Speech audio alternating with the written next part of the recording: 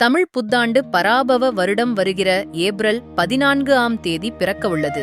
இந்த ஆண்டு ராஜாவாக குரு வருவதால் ஒரு மாபெரும் குபேர ராஜயோகம் சில ராசிக்காரர்களுக்கு காத்திருக்கிறது. பிரபஞ்சத்தின் அசைவுகள் நம் கர்மவினைகளை நன்மையாக மாற்றும் அற்புதமான தருணங்கள் இவை. பராபவ வருடத்தில் சூரியன் உச்சத்தில் செவ்வாய் ஆட்சி பெற்று கூட்டணி அமைத்திருக்க, கிரகங்களின் இந்த பலம் துலாம் முதல் மீனம் வரையிலான ராசிகளில் பிறந்தவர்களுக்கு என்னென்ன நன்மைகளை தரப்போகிறது என்று பார்ப்போம். துலாம் ராசிக்காரர்களுக்கு இது ஒரு அற்புதமான ஆண்டு. திடீர் பண வருமானம் வந்து மகிழ்ச்சியை தரும். குடும்பத்தில் நிம்மதியும் சந்தோஷமும் அதிகரிக்கும். கணவன் மனைவி பிரச்சனைகள் முடிவுக்கு வரும்.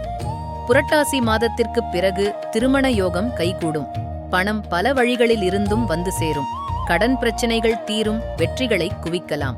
விருச்சிக ராசிக்காரர்களுக்கு முயற்சிகளில் வெற்றி கிடைக்கும். குருவின் பார்வையால் பொருளாதார நிலை உயரும். நினைத்த காரியம் கைகூடும்.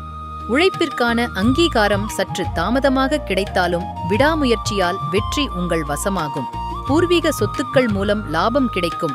தனுசு ராசிக்காரர்களுக்கு வெற்றியை கொடுக்கும் ஏற்றமிகு ஆண்டு. நீண்ட நாட்களாக தடைப்பட்ட காரியங்கள் சுபமாக முடியும். பண வருமானம் அதிகரிக்கும்.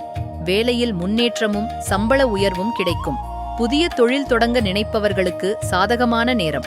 மகர ராசிக்காரர்களுக்கு வெற்றிகள் தேடி வரும். குரு உச்சம் பெற்று உங்கள் ராசியை பார்ப்பதால் சுப காரியங்கள் நடைபெறும். பண வருமானம் அதிகரித்து மகிழ்ச்சியை தரும். 7.5 சனி முடிவுக்கு வந்ததால் தொட்டதெல்லாம் பொன்னாகும். சவால்களை சாதனைகளாக மாற்றுவீர்கள். கும்ப ராசிக்காரர்களுக்கு அற்புதங்களை நிகழ்த்தக்கூடிய ஆண்டு. குருவின் அருளால் நினைத்த காரியம் கைகூடும். திருமணம் உள்ளிட்ட சுப நிகழ்ச்சிகள் நடைபெறும்.